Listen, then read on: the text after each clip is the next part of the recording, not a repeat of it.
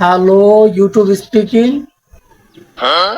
Cristiano Ronaldo sir, আমার কি সৌভাগ্য আপনি আমার কাছে ফোন দিয়েছেন। আপনি ইউটিউবে চ্যানেল করতে চান? আপনি হচ্ছেন ফুটবল, আমার আপনি ফুটবল দেখেন, ইউটিউবে চ্যানেল করে কি করবেন? ও, হয়ে গেছে ইউটিউবে চ্যানেল করা।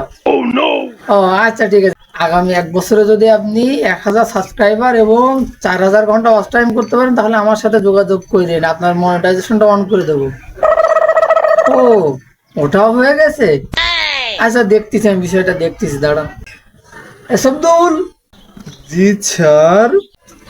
ক্রিস্টিয়ানো রোনালদো স্যারের ইউটিউব চ্যানেলের মনিটাইজেশনটা অন করে দাও তো। সেটা তো আমি তখনই করে দিয়েছি। ও, করে দিয়েছো? Good good good good good.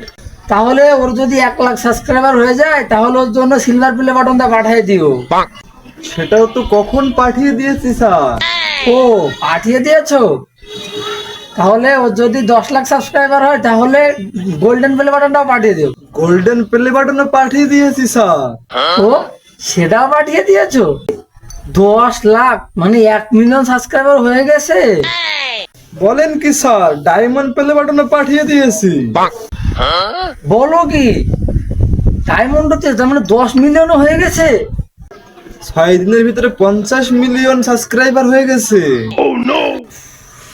এ তো মহা মুসিবত।